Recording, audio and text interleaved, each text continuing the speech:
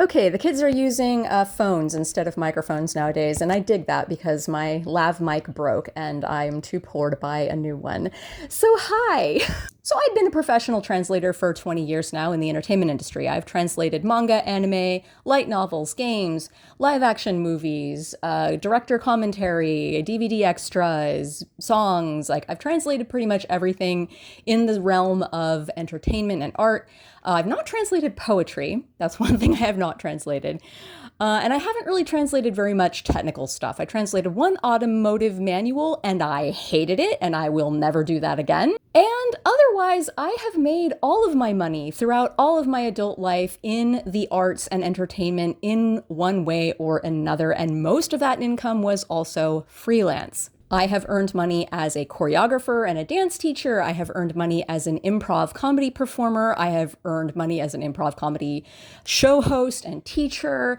I have earned money as a costume designer and builder, just a freelancer selling things that I've crocheted now and then. And I've also made a little side income doing these YouTube channels. This channel, my main video essay channel, Sarah Moon, and my cooking channel, Sarah Loves Food. I have been YouTubing since 2012, y'all, and I don't know how to do it properly because I have 3 whole channels and only like 20,000 subscribers total on my biggest one.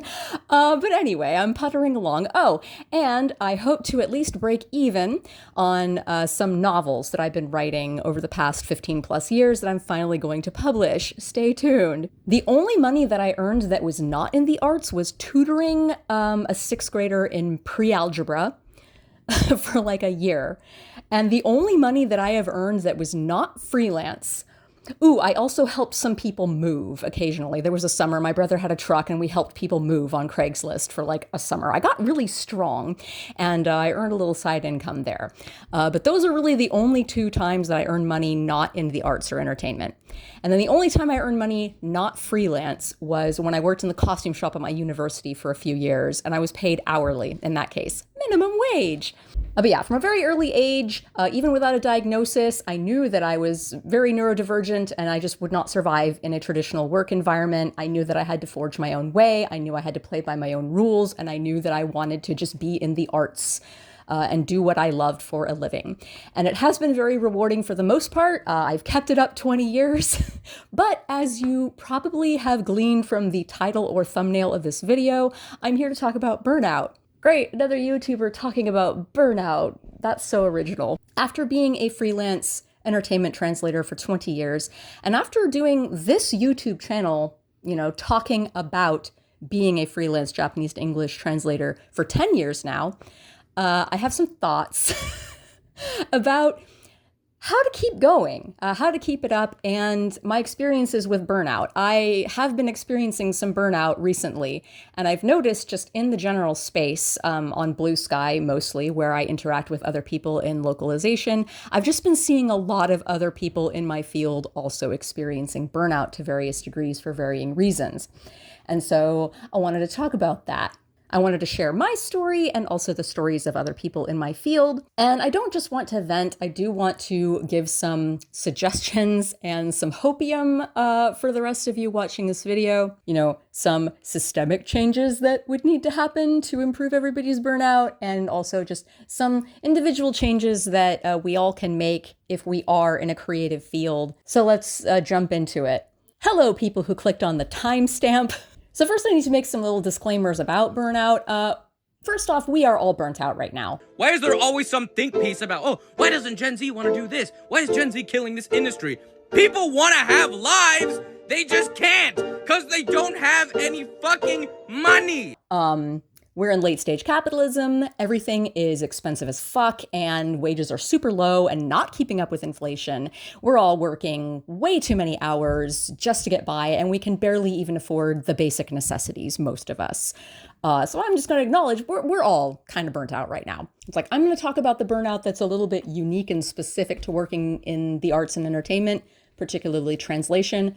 But we're all kind of burnt out right now. And then I also want to kind of define the parameters of burnout and like where it actually comes from.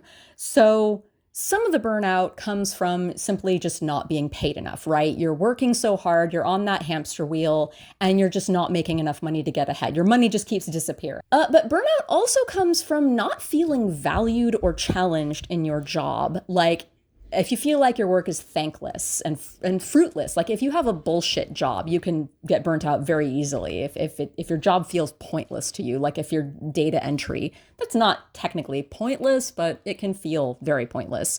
But yeah, like if you don't feel valued in your work, and I think a lot of us in the Japanese to English entertainment industry, translating it, lettering, doing closed captions and subtitles, and all the other roles that localization entails, voice acting, ADR, directing, etc. A lot of us don't really feel valued. So that's another issue. And then another thing that leads to burnout is if you're not being challenged. If you feel like you're just on the hamster wheel and you're not really going anywhere, that can also burn you out. And now some of these causes of burnout are systemic, like I mentioned earlier, capitalist hellscape, everything is just way too expensive, you own nothing, and you're constantly broke. But some issues of burnout can be individual, like you can be pushing yourself too hard, you can be in the wrong kind of mindset, you can be in the wrong career, perhaps. And now I'm also going to add a little thing in here. If somehow you're a corporation or you're a corporate executive and you stumbled on this video and you actually watched this far and you're curious about burnout and how you might solve burnout or why you should care about burnout, the thing about burnout in creative people and why you should care, I mean, why you should care as a consumer of art and entertainment as well, is like, burnt out creative workers don't do very good work. They don't do their best work. If we're burnt out, we don't do our best work. And if we don't do our best work, then the product suffers. Like the movie is not as good. The anime is not as good. The manga is not as good.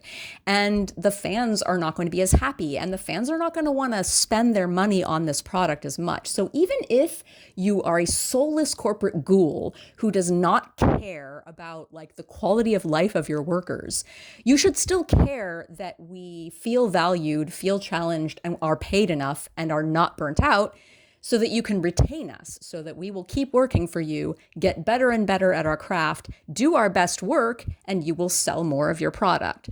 So I'm just adding that in there in case, for the one corporate person who's watching this video, maybe a little insight.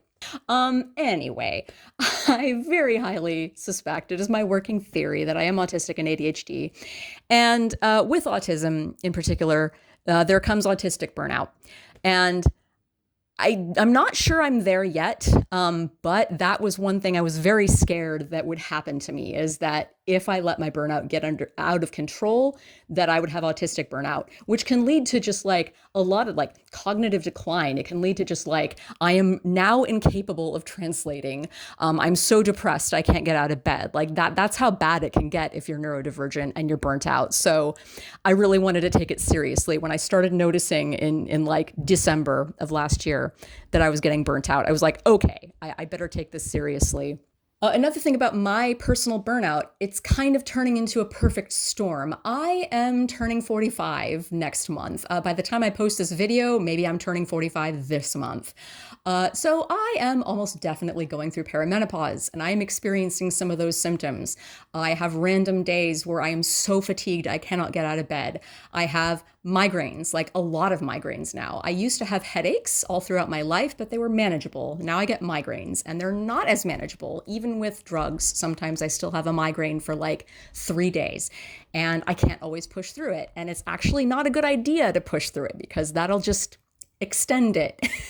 And I won't do my best work if I have a migraine while I'm pushing through it. I also have a lot of sleep issues. I've had sleep issues all my life, again, neurodivergent, but I used to be able to push through. Funnily enough, last night I only got about 5 hours of sleep. I do have a better handle on my sleep now than I did before. Now I only get like maybe one night of bad sleep per week, and it just happened to be last night before I filmed this video. But for the most part, I have gotten a much better handle on my sleep, but I still struggle with it. I have to go to bed, like to ensure that I get enough sleep, I have to go to bed at 9, and I often can't get up until about 8. So I have to sacrifice like an extra 3 hours of every single day to bed just to make sure that I get enough sleep. And enough sleep, it winds up being maybe 7 to 8 hours for me. It's not even like a lot of sleep. And part of what has improved my situation a little bit is I did start HRT a few months ago, and the first 2 months were wild. It felt even worse than before, but it has gotten a lot better. I mean, this is venturing into TMI territory, but my periods were getting pretty bad too. I usually have not had bad periods throughout my whole life, but they were starting to get bad. And for a while, I thought that I might have Hashimoto's disease because my mom has it, and I was having like all the symptoms of it. But the symptoms of Hashimoto's or low thyroid are basically the same as the symptoms of perimenopause. And those two conditions often tend to happen like in your 40s as well. So it can be kind of hard. I was tested. Sadly, my thyroid was not low enough to qualify for Hashimoto's disease. So HRT, and it has been helping a little bit. So I recommend that if you're a cis woman and you are 35 years old and older, especially if you're neurodivergent, I recommend if you start noticing any signs of perimenopause, talk to your doctor about HRT because it really can help. It's not better by any means, like it's not healed. Like I said, I still have migraines. I am basically out of commission now also, like the 4 days around the first day of my period, I'm just out of commission pretty much. But at least now it's on a schedule, and so I can plan for that. It used to just be random, and I couldn't plan for it. And that can be really bad if, like me, you're translating manga or anime for simulcast or simulpub. Because sometimes our deadlines are extremely tight. And it's like, if I'm going to be out of commission for 4 days and then I get in a rush job that's due in 3 days, I have no choice but to push through that. And again, I'm not going to do my best work if I'm pushing through. Like the rest of you, I am on a hamster wheel and I'm working very hard and only making enough money just to survive. I don't have any disposable income. I have been making as many cuts as I can to my life and my necessary expenses, and still not really making it. And that is also contributing to my burnout. And the other reason that I'm really burnt out and have struggled with that just a lot the last few years is I'm married to a disabled person. And in case you weren't aware, if you're disabled, it's hard enough to get any kind of help in the US if you're disabled, to get disability, like just payments every single month to just help you get by. But it's also difficult to get things like healthcare or like food stamps, SNAP. It's hard enough as it is to qualify for all of that because they make you jump through hoops to qualify. But you're just completely automatically disqualified if you're married to somebody who earns too much money. And guess what too much money is in the eyes of the government? $30,000 a year. And there's no way in hell that I could even live on my own for $30,000 a year. Like the only way I could live on that minuscule an amount is if I was like living rent free at my parents' house or something. That's literally the only, or if I was living in my car, that's like the only way that I, as a single person even, could afford to live on that. Because if you're a freelance worker, $30,000 a year, that reduces to like $25,000 a year or less, usually less. It depends on what kind of deductions you can make, right? And then on top of that, you have to pay for your own healthcare. So it's like, if you're earning $30,000 a year, that's really more like $20,000 a year. And that is less than $2,000 a month. And like rent in a lot of places is close to $2,000 a month. So you're fucked if you make $30,000 a year, even as a single person. So it's just insane that they disqualify my husband from disability if I earn $30,000 a year. I earn more than that. By the way, not much more than that, but I do earn more than that. But I mean, it's like I would have to earn less than $30,000 for him to qualify for disability, which I don't know. That's just ludicrous to me. But anyway, long story short, because I am married to a disabled person who is now disqualified from getting any kind of help, he can't really bring in very much money. He's currently, actually, this very minute, he's selling his plasma. So that's a decent gig for disabled people. Some disabled people can do that, and it does pay decently. Just FYI, he's currently making about $500 a month doing that, so that's really helping. A disabled partner who can't earn, and I have to support him and be a caregiver and also pay for both of us. And our 5 cats, who I love very much. But yeah, we have 5 cats. So that's me venting about my burnout. Now I'm going to read you some quotes from other localizers. I put out a feeler on Blue Sky a few weeks ago asking people to talk about their burnout, people in my industry. So translators, letterers, closed caption writers. I don't know if any people in dubbing responded. So I think this is mostly translators, letterers, subtitle people, closed caption people.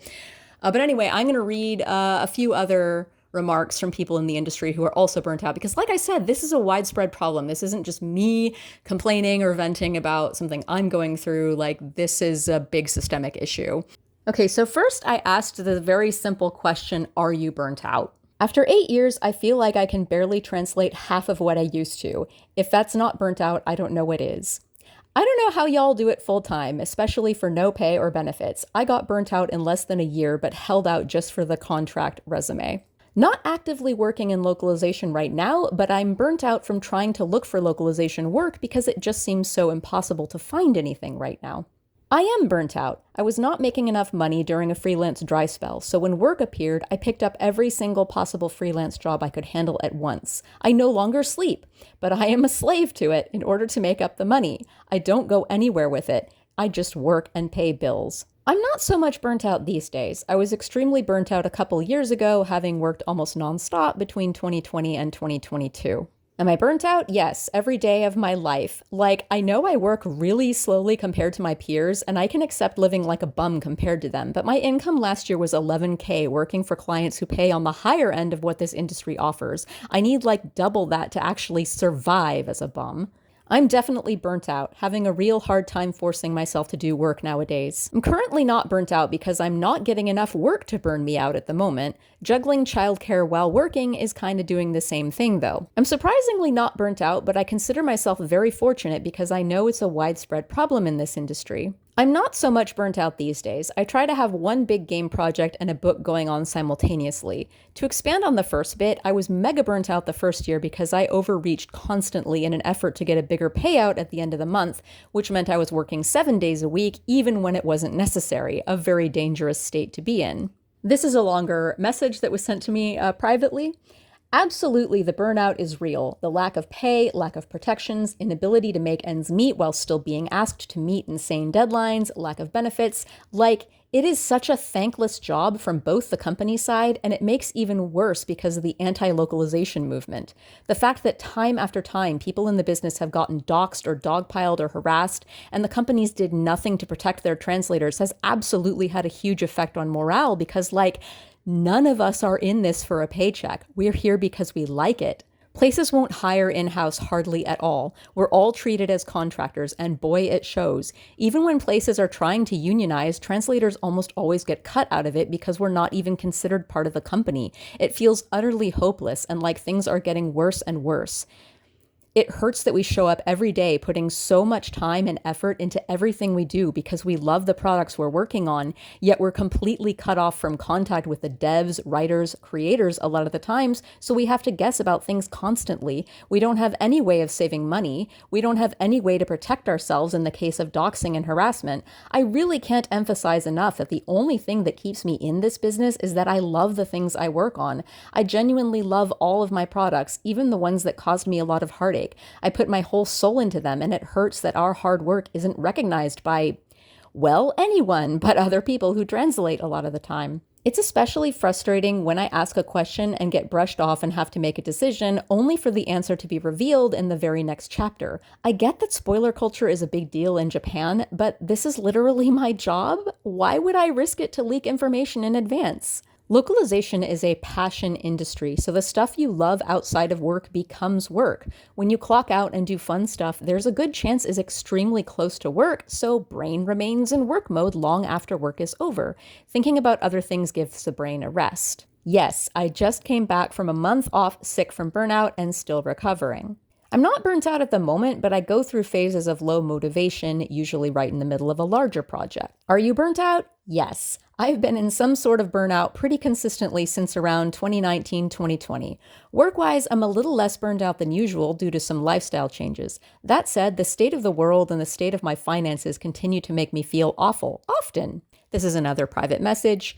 I'm strongly considering changing careers to combat burnout. I've tried taking on less work and asking to take scheduled breaks, like taking time off during the holidays, but because the work is the same when I return to work, that doesn't help much. Because the industry is small, I find it difficult to see a way forward when the same in-house people are unwilling to ask their superiors for better rates for their freelancers.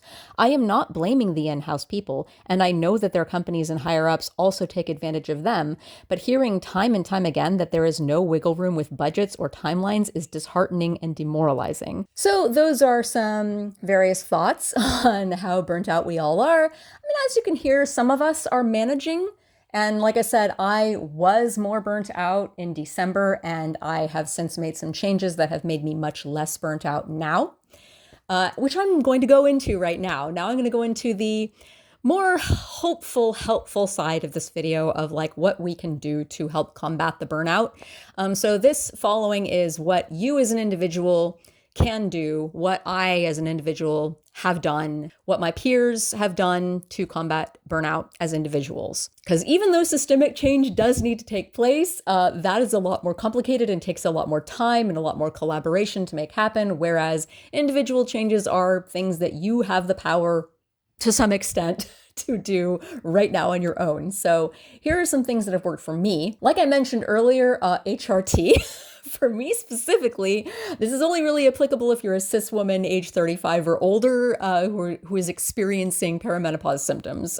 So that's a very niche solution, but it might work for somebody watching this video. Most of my peers are at least a good 10 years younger than me. I'm one of the older people in this industry, so I think hardly anyone is going to heed that advice right now. However, many of you are coming up to that age, so keep that in mind. Another thing that I have done to combat burnout is mandatory days off. I was pretty good about this for the last several years to only work 5 days a week and to definitely take 2 days a week off. But this year, starting in January, when I just was taking this more seriously, I decided to work only 4 days a week now. So I translate 4 days a week. 3 days of that are light novel. 1 day of that a week is manga. And then the 5th day that I would be working, I instead do a bunch of, well, I do this. I make YouTube videos. I do more social media posts. I work a little more on like the logistics of novel publishing that's not related to actually writing my novels. I run errands. I do chores. It's just my opportunity to do all of those tasks so I don't have to do them on my days off. Because if I have to spend a day off, like buying groceries and sweeping the floors and cleaning the bathroom and taking a cat to a vet and like also making a YouTube video, that's not a day off. You know, a day off is not a day off unless I have no obligations and I can just lie around and do whatever the fuck I feel like doing in that moment. So I really have made my days off sacred, and I have just taken less work. I have also removed myself from a project. There was a project that I was on where I was just not doing my best work because frankly, I didn't really like the project. And also it involved a lot of non-translating work. It was an established IP with a big fan base, and there was just a lot of lore that I had to keep looking up. And there's a lot of stuff that I didn't know because I wasn't a super fan of this series. And it's really hard to translate something like that when, you know, you could translate something perfectly correctly, but it's technically wrong because you're not using the legacy terminology that fans are used to. So I removed myself voluntarily from such a project because I could just see, you know what, I'm not doing my best work. This is burning me out. This is making me resent being a translator. So I'm removing myself from this project. And actually, coincidentally, like a couple weeks later, I was removed from a different project for a different client for pretty much the same reason. So that was a really good sign to me. Like it was kind of crushing, kind of soul crushing, and hurt my self-esteem a lot to be removed from that project. But at the same time, it just confirmed, okay, yes, I need to cut back. I need to do less work. Now, when I was talking earlier about not having enough money, it's like, yeah, it's a great idea to basically cut your work and therefore cut your pay by, a third, when everything is getting a lot more expensive and when I can't afford to survive anyway as it is. But you know what? I basically have just made my peace with being very poor. I've decided that it's worth it to not go out to eat ever and not buy any new clothes and not have any disposable income at all. And if an emergency happens, if I need a new laptop, if I need one of my cats to go to the vet, to rely on mutual aid instead of an emergency savings that I no longer have. I've decided that that's worth it. I've decided that that's the change I have to make. It's either that or I get mentally ill and physically ill from working too hard, and I don't do my best work and am perhaps fired from jobs because I'm not doing my best work because I'm burnt out, because I'm overworked. So that's one change that I have made. And it's very, very counterintuitive to be like, oh no, I'm not making enough money. I need to work more. No, actually, you need to work less. You need to rest more. And yeah, when I do work now, I do better work and I have more energy to do that work. Another change that I've made is I used to work from 9 a.m. to 7 p.m. 7 p.m. used to be my hard finish time for the day. But as I mentioned earlier, I have to be in bed by 9 to guarantee that I get enough sleep. So I had no evening, basically. I was I finish my work at 7, I'd take the cats outside, I'd shower, I'd get ready for bed, I'd take care of my diabetic kitty, and I would only really have half an hour to myself in the evening to relax and wind down before bed. And that was also interfering with my sleep. So now my hard finish time is 5 p.m. and I just do less work on each workday. So yeah, I have cut my productivity.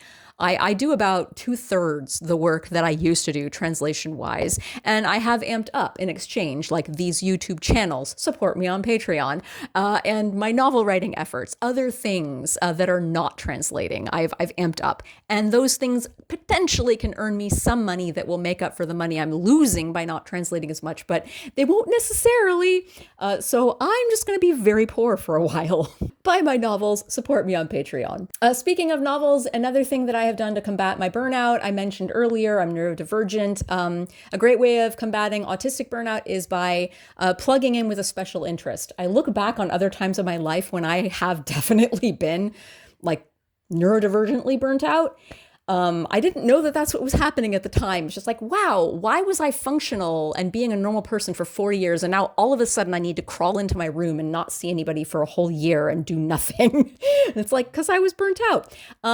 But what I did in those times that's when I started writing my novel series, was during a period of autistic burnout. I needed to reconnect with me and my wants and my needs, and I engaged with a special interest, which is writing my own novels. So I've been doing that. I've been revisiting my novels.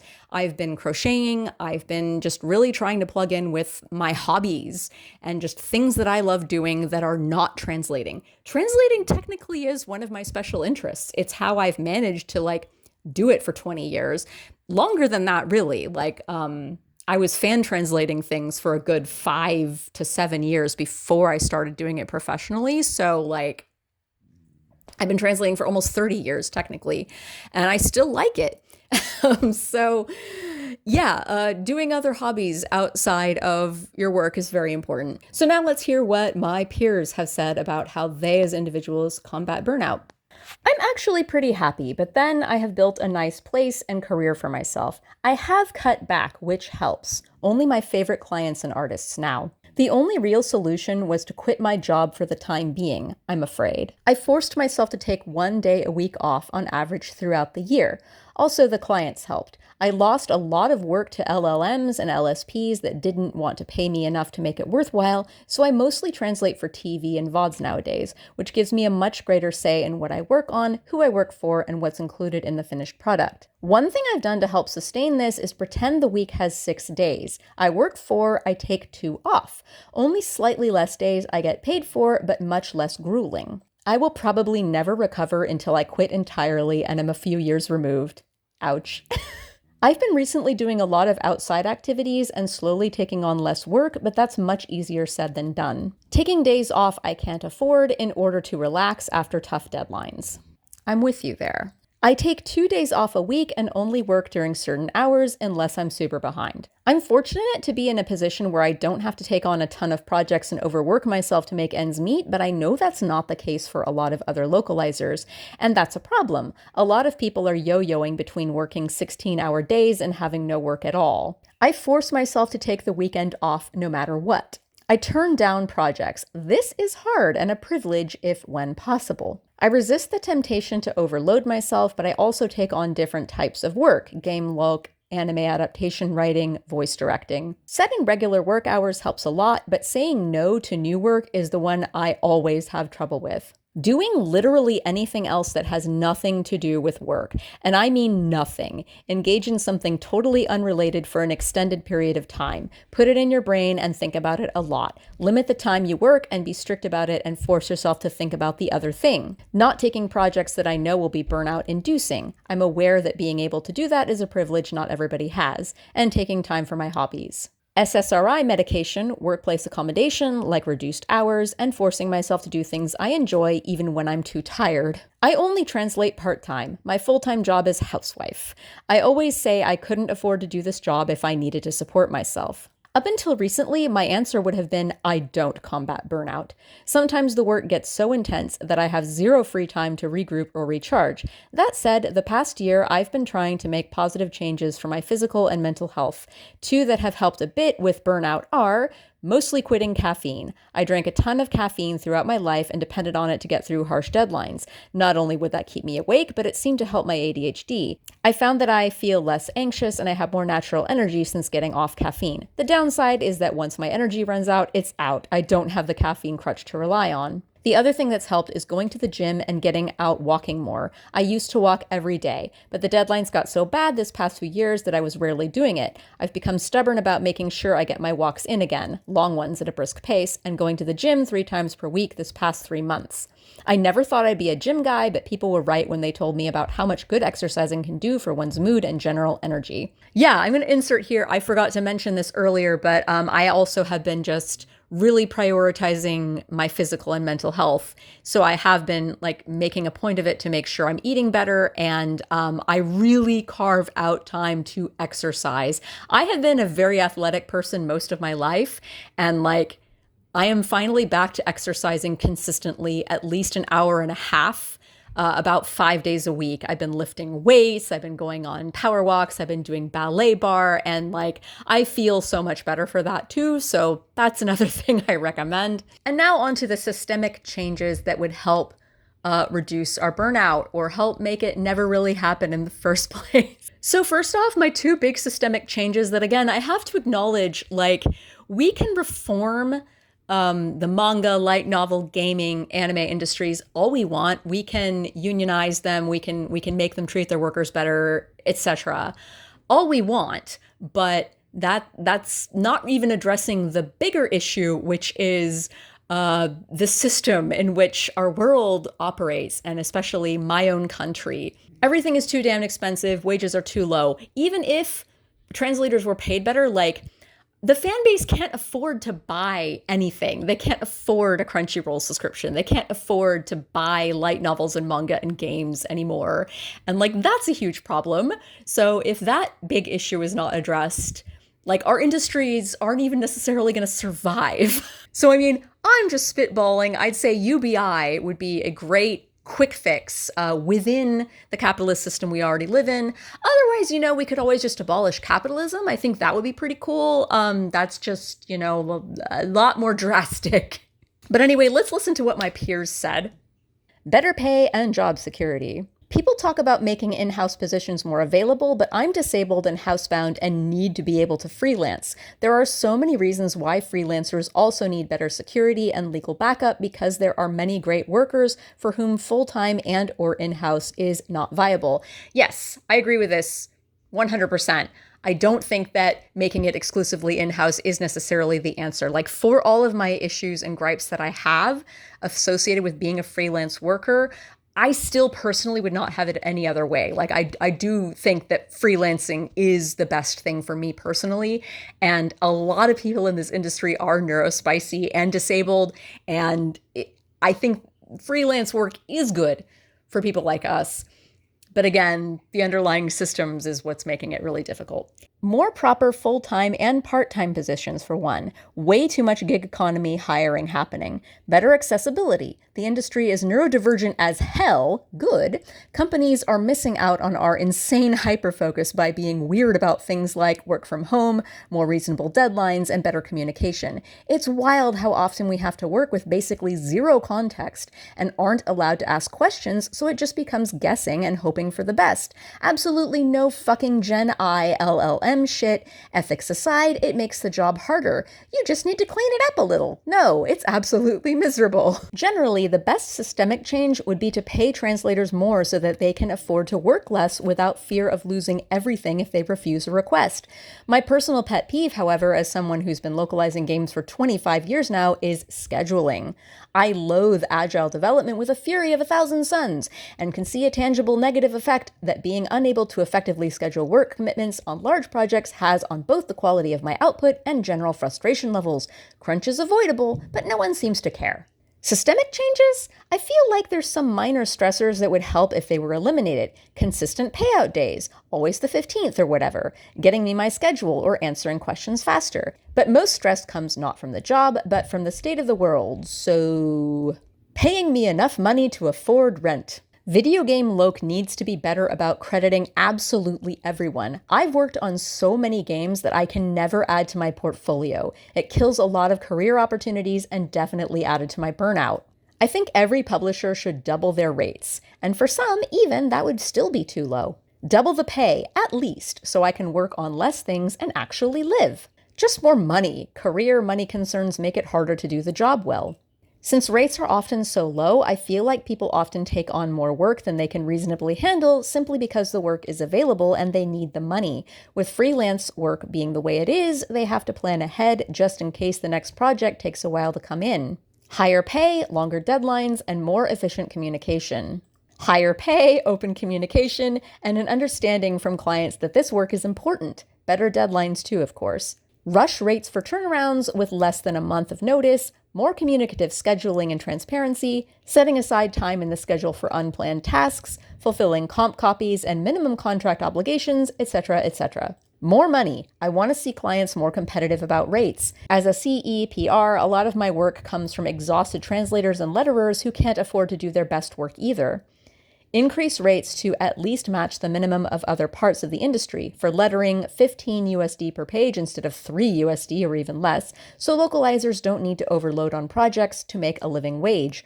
Work for hire and rights handover must come with adequate compensation. Better rates, so I wouldn't have to juggle a million projects to afford to live. More lead time and communication with the Japanese side. I do a lot of simulpub work, and it shocks me how much is expected with so little. I often have just 24 hours to get a script done. But why am I working from the finished chapter? Why can't localization staff be looped in during the draft stage? And why aren't we given the setting materials to tell us name origins or, for example, what shadowy characters or foreshadowing means so we can properly lay those seeds in our scripts rather than scrambling to fix stuff at the reveal stage until writing ourselves into a corner?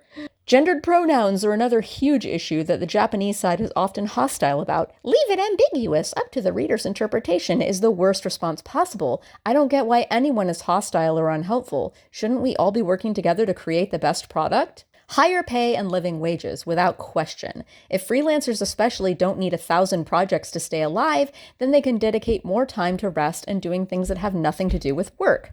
The industry treating localization like an important and integral part of game development process and not an afterthought would help a lot. I would be less tired if I didn't have to spend my time working around people thinking every language works the same as English and localization can be done ASAP. Not having the threat of losing my job to AI any given day, my company stopped saying yes to all the client's demands regardless of how feasible it is, getting rid of the middleman altogether and working directly for the client instead of someone else getting rich from my work. A livable wage. Raise rates and schedule out follow-up projects further in advance. I'd have much less stress if I could schedule out concretely which projects each publisher or agency will have me doing which months and not be overwhelmed one month and scrambling for work another. Higher pay and raises over time is the big one. I've been pretty much stuck at the same page rate since 2013, and I know this is a familiar situation for a lot of freelancers. The pay doesn't keep up with inflation or life's additional responsibilities, kids, education, healthcare, housing, bills, etc. And a lot of folks don't feel like they have the leverage to ask for more since the publisher can always find someone willing to work for less. I think it would be in publishers' interests to retain the talent that they are used to working with and the folks who already do good work for them. And by paying more as time goes on, people can actually make working in localization into a career that can grow with them. Right now, it feels like it's something I'm supposed to grow out of, since it's increasingly hard to pay my mortgage and support my family, but I love manga and would love to stick with this for the long haul. We've reached the end of this very long video. I didn't intend for it to be this long, but here we are. So if you've made it this far, thank you. And if you've made it this far and you're not in this field, if you're not a Japanese to English translator and you've somehow found this video and you've watched it all the way through, and you're wondering, well, what can I do as a concerned fan to help? The first thing you can do is spread awareness. Share this video with people who might watch or listen to it. Call out corporations for underpaying workers, when you know that it's happening. Like, I personally feel very comfortable calling out Crunchyroll for not paying its localization staff enough because they are making a lot of money. There's just no doubt that there is a lot of money in anime specifically, and with Crunchyroll specifically. So I am very happy all the time to call them out for charging more and more money for a shittier and shittier service and not paying their translators enough money. Other corporations, at the risk of being a bootlicker, it's a little complicated, right? I don't actually know their numbers. I would assume manga, there's probably a little more money in the big name manga stuff, but the smaller indie manga, they might have a pretty expensive overhead, and there really just might not be the money to pay translators and letterers and everyone properly unless they charged a lot more for the books, and then the fans really wouldn't be able to afford to buy them. So it gets a little squishy and complicated when you're talking about publishing industry with light novels and manga. I don't know so much about those industries, so I'm not going to just say, oh, yell at light novel publishers, because frankly, light novels are the least popular of all of these, and it's also the youngest industry by far. We're not being paid enough and we could be treated better and everything. At the same time, I don't know what they're struggling with, and I don't think that they're exactly making millions and billions of dollars. I said I wasn't going to do any positive shout outs in this video, but I will say, Seven Seas does have a union. If you want to support, if you want to encourage more of that behavior, buy Seven Seas' stuff. I'm a little compromised because I translate for Seven Seas, but if you want to encourage better behavior with your dollars, buy stuff from places that do have some unionized workers, like Seven Seas. So, call out corporations when they do good stuff too, and support people when they're trying to unionize. We can also use a lot more of that anti-Gen AI solidarity. I've been seeing a lot of that from fans, and I'm really happy about that. Fans really making noise and speaking up when Gen AI creeps into the closed captions or into dubbing or into lettering or into translation or other, aspects of the process. We really need fans to continue to make noise and make a stink when Gen AI creeps into any of their manga, their games, their anime, and even their light novels. That's not happening yet. Light novels, surprisingly, is the one industry where I feel kind of the safest from AI. But, I'm speaking too soon. And the last thing you can do as a fan, if you want to help support us and, build a better industry, is Vote with your dollars again. Buy the books when you can, and ask for them at your local library. Even if you can afford to buy the books, even if you have bought them yourself, like ask for your local library to carry specific light novels, manga series, just to help make them more popular, help more people have a chance who maybe can't afford to buy them to read them. And that will help the industry overall. Okay, that was an extremely long video, and I want to try to record another one for another one of my channels. So, yep, that's it. I'm just going to end it randomly. Bye.